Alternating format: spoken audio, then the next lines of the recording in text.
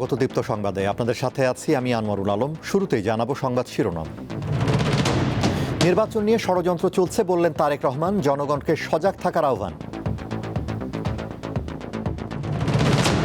জনগণের উপর আস্থা না থাকায় শেরপুরে হামলা, নির্বাচনী সমাবেশে জামায়াত আমির।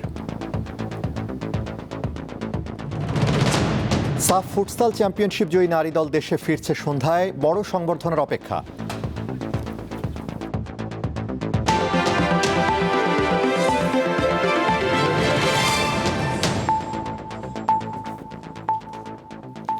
এবারে বিস্তারিত। একটি মহল 12 ফেব্রুয়ারি নির্বাচন বানচালের ষড়যন্ত্র করছে বলে অভিযোগ করলেন বিএনপির চেয়ারম্যান তারেক রহমান। এ ব্যাপারে সবাইকে সতর্ক থাকার আহ্বান জানিয়েছেন তিনি। আজ রাজশাহীতে নির্বাচনী সমাবেশে তিনি বলেন, বিএনপি ক্ষমতায় গেলে খাল ও নদী খনন, পদ্মা ব্যারাজ তৈরি এবং বরেন্দ্র অঞ্চলে কৃষি শিল্প গড়ে তোলা হবে।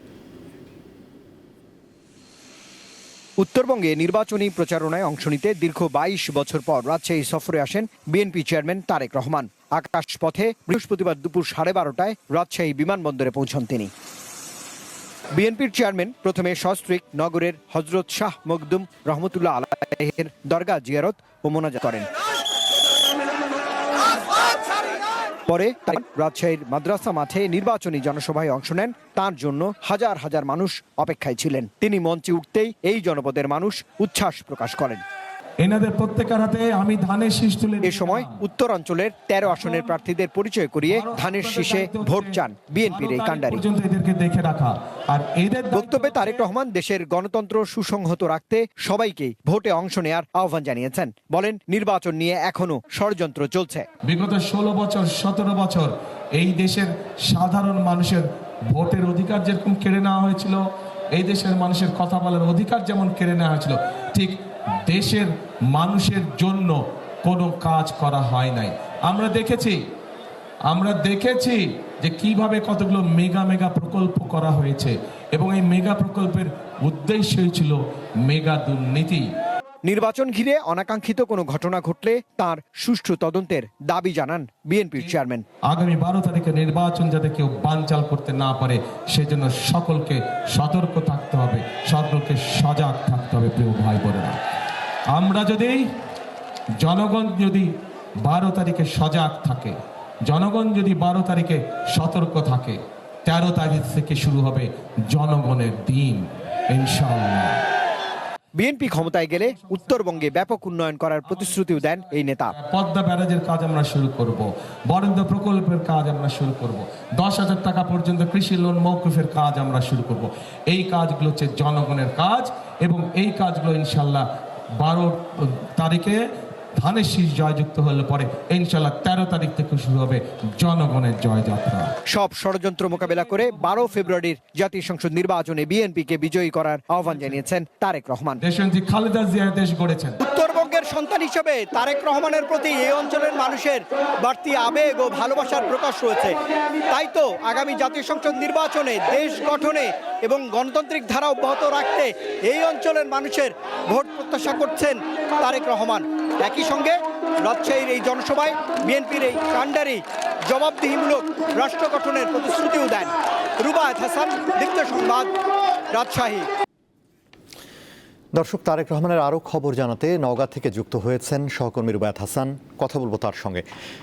রুবায়েত, তারেক রহমান রাজশাহীর জনসভায় আর কি বার্তা দিয়েছেন আর তার সফর নিয়ে আমাদের বিস্তারিত জানান।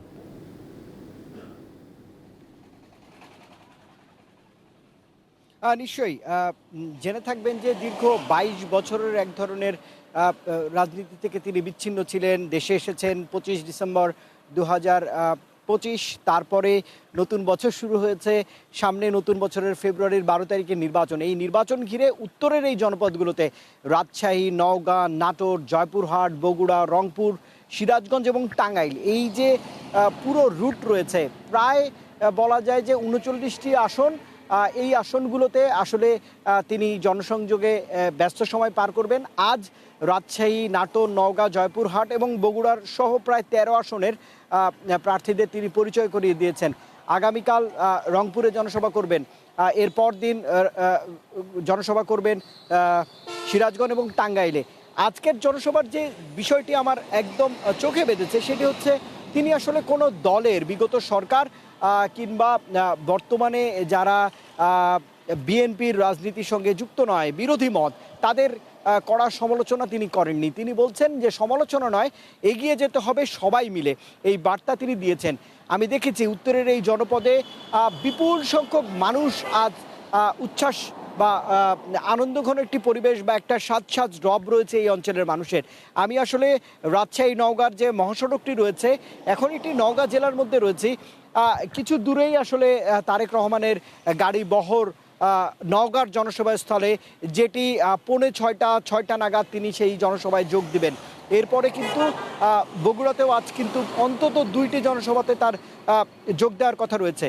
তবে তিনি বলছেন যে 13 তারিখ থেকে বাংলাদেশের মানুষের আসলে আসল বিজয়টি অর্জিত হবে, গণতন্ত্রের বিজয় অর্জিত হবে, এই বার্তা দিচ্ছেন।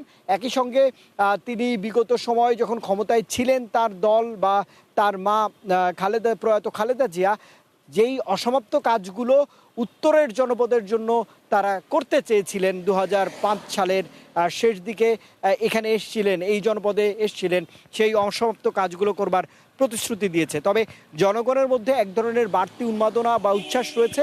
তবে তারেক রহমান যেটি ইঙ্গিত করেছেন, বাংলাদেশের ত্রয়োদশ জাতীয় সংসদ নির্বাচন ঘিরে এখনও ষড়যন্ত্রের আভাস তিনি পাচ্ছেন। সেই ষড়যন্ত্র রুখে দেওয়ার জন্য উত্তরের জনপদের মানুষকে তিনি বলেছেন একত্রিত হতে, ভোট কেন্দ্র আগলে রাখতে, ভোটে অংশগ্রহণ করতে। এই বার্তা তিনি আসলে দিচ্ছেন। আগামী 3 দিন আসলে আর কি বার্তা দেন সেটি আমরা দীপ্ত টেলিভিশনের মাধ্যমে জানাবো। তবে এই মুহূর্তে তিনি নওগাঁর পথে রয়েছেন, কিছুক্ষণের মধ্যে সেই জনসভায় তিনি আসলে যোগ দিবেন। জি রুবায়েত, আপনাকে ধন্যবাদ। নওগাঁ থেকে যুক্ত হয়েছিলেন সহকর্মী রুবায়েত হাসান।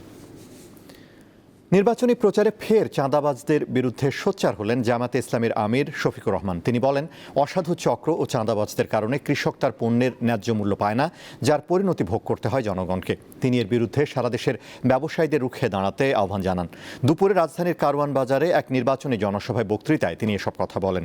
জামাতের আমির আরও বলেন, 13 ফেব্রুয়ারি থেকে বাংলাদেশের চিত্র পাল্টে যাবে। জামায়াত যদি ক্ষমতায় যেতে পারে, তখন 90% চাঁদাবাজের হাত অবশ হয়ে যাবে। আমরা আশাবাদী 13 তারিখ থেকে বাংলাদেশের চিত্র পাল্টে যাবে ইনশাআল্লাহ। সে নির্বাচন সেই ফলাফল বার্তা দেবে যে এরা কোনো চাঁদাবাজি করে না এবং কোনো চাঁদাবাজি বরদাস্ত করবে না। সাথে সাথে 90% চাঁদাবাজের হাত অবশ হয়ে যাবে। বাকি 10% যারা থাকবে ওদেরকে বুঝাবো, বুঝ না মানলে যা করা দরকার তাই করা হবে ইনশাআল্লাহ। শেরপুরে বুধবারের সহিংসতায় জামায়াতে ইসলামীর এক কর্মীর মৃত্যুতে অন্তর্বর্তী সরকার গভীর উদ্বেগ প্রকাশ করেছে। প্রধান উপদেষ্টার প্রেস উইংয়ের বিবৃতিতে এ উদ্বেগ প্রকাশ করা হয়। বিবৃতিতে আরও বলা হয়, জাতীয় নির্বাচন আর মাত্র 2 সপ্তাহ দূরে থাকাকালে বিএনপি ও জামায়াতে ইসলামী সহ সকল রাজনৈতিক দলের প্রতি দায়িত্বশীল নেতৃত্ব প্রদর্শন এবং তাদের সমর্থকদের মধ্যে সংযম নিশ্চিত করার আহ্বান জানাচ্ছে সরকার। গণতান্ত্রিক প্রক্রিয়ায় সহিংসতা, ভয়ভীতি প্রদর্শন এবং প্রাণহানির কোনো স্থান নেই। শেরপুরে সংঘর্ষ ও হত্যাকাণ্ডের ঘটনায় পুলিশ তদন্ত শুরু করেছে জানিয়ে এ ঘটনার সঙ্গে জড়িত সবাইকে আইনের আওতায় আনা হবে বলে বিবৃতিতে উল্লেখ করা হয়।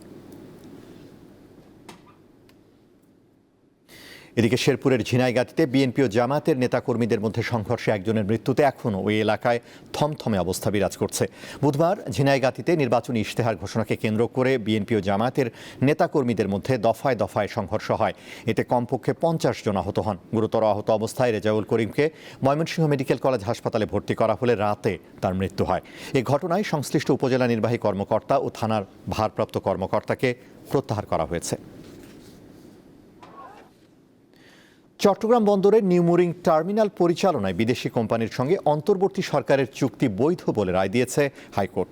বৃহস্পতিবার বিচারপতি জাফর আহমেদের একক বেঞ্চ এ রায় দেন। এর আগে গত বছরের 4 ডিসেম্বর বিচারপতি ফাতেমা নজিব ও বিচারপতি ফাতেমা আনোয়ারের দ্বৈত বেঞ্চ নিউমুরিং টার্মিনাল নিয়ে ভিন্ন মতের রায় দেন। পরে প্রধান বিচারপতি মামলাটি নিষ্পত্তির জন্য বিচারপতি জাফর আহমেদের বেঞ্চে পাঠান।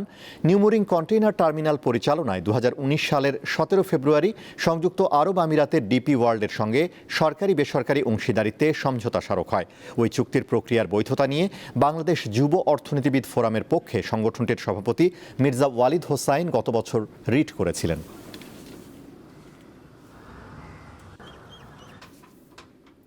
এবারে কেওয়াই স্টিল চট্টগ্রাম সংবাদ।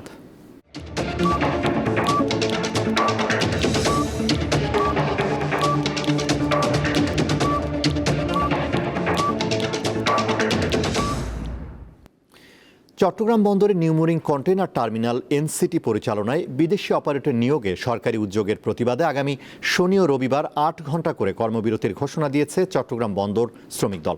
সকালে চট্টগ্রামে সাংবাদিক সম্মেলনে শ্রমিক নেতারা জানান, এনসিটি বন্দর কর্তৃপক্ষের অর্থায়নে গড়ে তোলা একটি স্বয়ংসম্পূর্ণ টার্মিনাল। এটিকে লাভজনক স্থাপনা উল্লেখ করে বন্দরের সিংহভাগ আয় এই টার্মিনাল থেকে আসে বলে জানান শ্রমিকরা। বন্দরের কাজ পরিচালনা বিদেশি সংস্থার মাধ্যমে করার উদ্যোগ বিগত হাসিনা সরকারের নেয়া একটি প্রকল্প উল্লেখ করে শ্রমিক নেতারা বলেন, এই উদ্যোগ সফল হলে দেশের সার্বভৌমত্ব হুমকির মুখে পড়বে। বন্দরের টার্মিনাল বিদেশিদের কাছে ইজারা দেওয়ার উদ্যোগ থেকে সরকারকে অবিলম্বে সরে আসার আহ্বান জানান শ্রমিক নেতারা। ফেনীতে শিশু নাশিদ হত্যা মামলার রায়ে ৩ আসামিকে ফাঁসির আদেশ দিয়েছে আদালত। বৃহস্পতিবার ফেনীর নারী ও শিশু নির্যাতন দমন ট্রাইব্যুনালের বিচারক ANM মোর্শেদ খান আসামিদের উপস্থিতিতে রায় দেন। দণ্ডপ্রাপ্ত আসামিরা হলেন ছাগলনাইয়া উপজেলার বাসিন্দা আশরাফ হোসেন তুষার, ফেনী শহরের বারাহিপুর এলাকার মোবারক হোসেন ওয়াসিম এবং লক্ষ্মীপুর জেলার কামালপুর এলাকার ওমর ফারুক রিফাত। এর আগে 2024 সালের 8 ডিসেম্বর ফেনী শহরের একাডেমি এলাকা থেকে অপহরণের পর চাঁদা না পেয়ে শিশু নিশাতকে খুন করে পানির নিচে আটকে রাখে আসামিরা।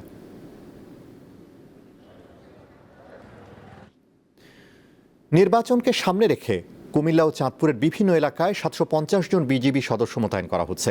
কুমিল্লা ব্যাটালিয়ন আয়োজিত এক প্রেস ব্রিফিংয়ে তথ্য জানানো হয়। ব্যাটালিয়নের অধিনায়ক লেফটেন্যান্ট কর্নেল মীর আলী এজাজ জানান, সীমান্ত নিরাপত্তা, চোরাচালান দমন, নারী ও শিশু পাচার প্রতিরোধ এবং মাদকদ্রব্য পাচার রোধের পাশাপাশি জাতীয় সংসদ নির্বাচনে বিজিবি গুরুত্বপূর্ণ দায়িত্ব পালন করবে। সরাইল রিজিয়নের আওতাধীন কুমিল্লা সেক্টরের অধীন কুমিল্লা ব্যাটালিয়ন জেলার 9টি এবং চাঁদপুর জেলার 5টি সংসদীয় আসনে নিরাপত্তার দায়িত্বে নিয়োজিত থাকবে। দেশ জুড়ে নির্বাচনী প্রচারণা নিয়ে ব্যস্ত সময় পার করছেন প্রার্থীরা। জনগণের মধ্যেও দেখা যাচ্ছে ভোটের আমেজ। গাইবান্ধা 5 আসনে ধানের শীষের প্রার্থী মোহাম্মদ ফারুক আলম সরকার আজ ঘুড়িদহ ইউনিয়নে প্রচারণা চালিয়েছেন। অপরদিকে এই আসনে স্বতন্ত্র প্রার্থী নাহিদুজ্জামান নিশাদের ব্যানার ফেস্টুন ছিঁড়ে ফেলা সহ তার সমর্থকদের 4টি মোটরসাইকেল ভাঙচুর ও অগ্নিসংযোগ করেছে দুর্বৃত্তরা। বরিশালে প্রচারণায় ব্যস্ত সময় পার করছেন বরিশাল 1 আসনের প্রার্থীরা। বাগেরহাটের চিতলমারী উপজেলা বিএনপির সভাপতির বহিষ্কারাদেশ প্রত্যাহারের দাবিতে আয়োজিত মানববন্ধন কর্মসূচিতে হামলা ও মারপিটের ঘটনা ঘটেছে। সকালে চিতলমারী থানা চত্বরের সামনে এ সংঘর্ষের ঘটনা ঘটে। এতে অন্তত 5 জন আহত হয়েছে।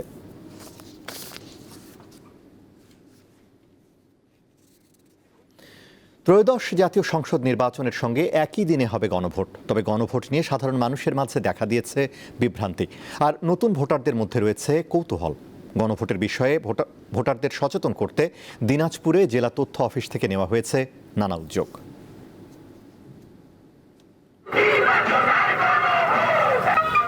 12 ফেব্রুয়ারি ত্রয়োদশ জাতীয় সংসদ নির্বাচনের দিনেই জুলাই সনদ বাস্তবায়নে হবে গণভোট। এদিন আলাদা ব্যালটে সুনির্দিষ্ট 4টি বিষয় লেখা থাকবে। এই সনদ বাস্তবায়নে সমর্থন আছে কিনা সেই প্রশ্নে হ্যাঁ অথবা না ভোট দেবেন ভোটাররা। কেন এই ভোট, কিভাবে দিতে হবে, গণভোটের সুফলই বা কি, এসব প্রশ্ন ঘুরপাক খাচ্ছে ভোটারদের মনে। নতুন ভোটারদের পাশাপাশি বয়স্কদের মধ্যেও দেখা দিয়েছে নানা বিভ্রান্তি। নির্বাচনের সময় গণভোট হবে, কিন্তু গণভোট সম্পর্কে আমাদের তো কোনো ধারণা নেই। এই জন্য সরকারের প্রয়োজন ব্যাপক প্রচারণা, লিফলেট এবং জনগণের কাছে এই বিষয়ে আরো অনেক তথ্য পৌঁছানো। তা আমি চাই সরকার আরো এটা ভালোভাবে প্রচার করুক, সবাইকে বলুক, যাতে গণভোটে ভোট আমরা দিতে পারি। আমি গণভোটের পক্ষে। আমি চাই যে নতুন প্রজন্ম যারা আসছে তারা যেন একটা সুন্দর বাংলাদেশ পায়, বসবাসযোগ্য বাংলাদেশ পায়। অনেকের কাছে এদেশে গণভোট শব্দটাই নতুন, আর তরুণ ভোটারদের কাছে তো এক কৌতূহলের বিষয়। গণভোট কি এখনো এই দেশের, এই সারা দেশের প্রত্যেকটা মানুষ এখনো সঠিকভাবে জানে না আসলে গণভোট কি। আমরা নতুন ভোটার হিসেবে জানি না গণভোট কাকে বলে। এখন সরকার যদি ব্যাপকভাবে প্রচার করে আমাদের বলতেন গণভোট কি, এটা হা বা না, তাহলে আমরা সকলেই বিষয় জানতে পারতাম, এরপরে হা বা না উত্তর দিতাম। গণভোটের বিষয় বলতে কি আসলে বিস্তারিত তো অনেকগুলো পয়েন্ট থাকে, এগুলো এত কিছু আমাদের মাথায় সবসময় থাকে না। গণভোট নিয়ে সাধারণ মানুষের বিভ্রান্তি দূর করতে দিনাজপুর জেলা তথ্য অফিস থেকে উঠান বৈঠক, লিফলেট বিতরণ, মাইকিং ও ভোটের গাড়ির মাধ্যমে প্রচার চালানো হচ্ছে। তো গণভোটের কনসেপ্টটা যেহেতু অনেক বছর পরে আবার শুরু হচ্ছে এবং আমাদের দেশে এবার প্রায় বিগত 20-22 বছর ধরে যারা নতুন ভোটার হয়েছে তারা গণভোটের সাথে, তারা হয়তো গণভোটের ধারণার সাথে তারা অবগত না। জনগণের মতামত যাচাই ছাড়া তো এটা সম্ভব না। হ্যাঁ বা না দেওয়ার যে কারণটা সেটা তাদেরকে বোঝানোর জন্য আমরা আমাদের দিক থেকে সর্বোচ্চ চেষ্টা করে যাচ্ছি। গণভোটের প্রকৃত ধারণা ছড়িয়ে দিতে আরও জোরালো উদ্যোগের দাবি দিনাজপুরবাসীর। কামরুন নাহার, দীপ্ত, বার্তাকক্ষ। দীর্ঘ 2.25 মাস বন্ধ থাকার পর চাঁপাইনবাবগঞ্জের সোনা মসজিদ স্থলবন্দর দিয়ে আবারও ভারতীয় চাল আমদানি শুরু হয়েছে। গত 24 জানুয়ারি থেকে বৃহস্পতিবার দুপুর পর্যন্ত বন্দরটি দিয়ে মোট 1188 মেট্রিক টন নন বাসমতি সিদ্ধ চাল দেশে এসেছে। পানামা সোনা মসজিদ পোর্ট লিংক লিমিটেডের অপারেশন ম্যানেজার কামাল খান আমদানির বিষয়টি নিশ্চিত করে জানান, আমদানির অনুমতি পাওয়ার পর থেকে বৃহস্পতিবার পর্যন্ত মোট 1188 মেট্রিক টন চাল বন্দরে এসেছে। রাজস্ব কর্মকর্তা জানান, প্রকারভেদে প্রতি কেজি চাল আমদানি ব্যয় পড়েছে 50 থেকে 70 টাকা। গত বছরের 3 ডিসেম্বরের পর থেকে এই বন্দর দিয়ে চাল আমদানি বন্ধ ছিল।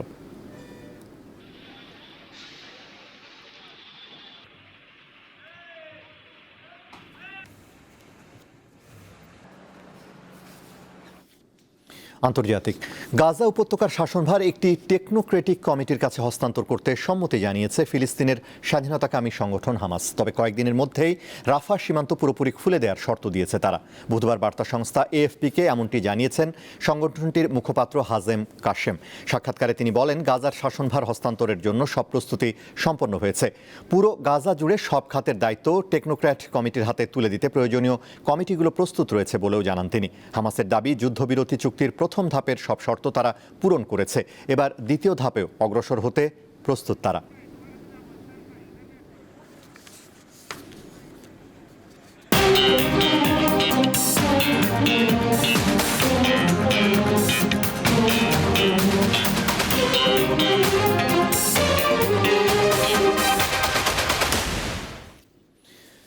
দর্শক, সাফ ফুটসাল চ্যাম্পিয়নশিপ জয়ী বাংলাদেশ নারী দল কিছুক্ষণ পর ঢাকার বিমানবন্দরে অবতরণ করবে। সেখানে আছেন সহকর্মী পারভেজ খোকন। তার কাছ থেকে জানবো সবশেষ অবস্থা। পারভেজ, সাফ ফুটসাল জয়ীদের বহনকারী বিমান কখন পৌঁছবে আর কি ধরনের প্রস্তুতি দেখছেন, একটু বিস্তারিত জানান আমাদের।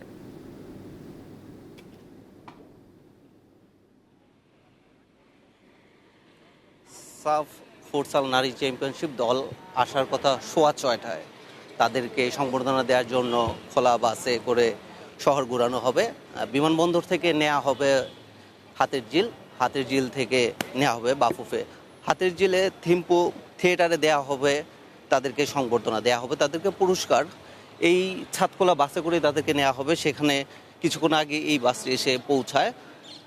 2018 সালে এই দলটি শুরু হয় পথ চলা, কিন্তু এরপর দীর্ঘ 6 বছর বন্ধ ছিল সে কার্যক্রম। গত বছর এই ফুটসাল দল পথ চলা শুরু হয়, আবার নতুন করে এই বছরই চ্যাম্পিয়ন হয়। থাইল্যান্ডে নিজেদের শেষ ম্যাচে মালদ্বীপকে 14-2 গোলে হারিয়েছে বাংলাদেশ। সেখানে অধিনায়ক সাবিনা খাতুন 13টি গোল করেছে পুরো টুর্নামেন্টে।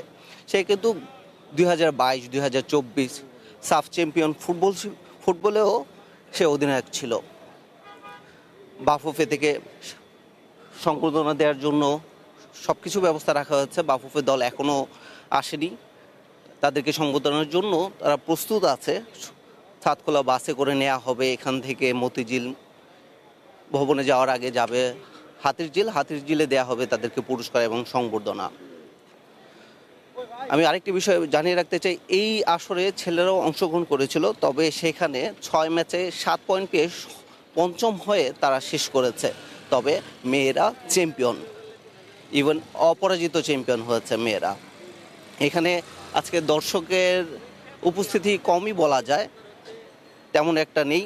ফুটবল আর ফুটসালের যে পার্থক্যটা সেখানে হচ্ছে, ফুটসালে প্লেয়ার 5 জন করে খেলা হয়, সেখানে ফুটসালেই তাদেরকে চ্যাম্পিয়ন হয় প্রথমবারের মতো অংশগ্রহণ করেই। তাদের এই দেশে ফেরাকে স্মরণীয় করে রাখতেই এই আয়োজন। ছাদখোলা বাসে করে তাদেরকে সংবর্ধনা দেওয়া হবে। আনোয়ারুল। জি পারভেজ, আপনাকে ধন্যবাদ। বিমানবন্দর থেকে জানাচ্ছিলেন আমাদের সহকর্মী পারভেজ খোকন। দর্শক, শেষ করব দীপ্ত সংবাদ, তার আগে সংবাদ শিরোনামগুলো জানাবো আরও একবার। নির্বাচনে ষড়যন্ত্র চলছে বললেন তারেক রহমান, জনগণকে সজাগ থাকার আহ্বান। জনগণের উপর আস্থা না থাকায় শেরপুরে হামলা, নির্বাচনী সমাবেশে জামায়াত আমির। সাফ ফুটসাল চ্যাম্পিয়নশিপ জয়ী নারী দল দেশে ফিরছে সন্ধ্যায়, বড় সংবর্ধনার অপেক্ষা।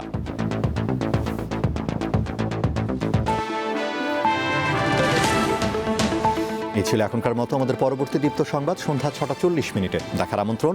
এছাড়া আরও তথ্য ও বিনোদনের খবর পেতে যুক্ত থাকুন দীপ্তর ডিজিটাল প্ল্যাটফর্মগুলোতে। ধন্যবাদ।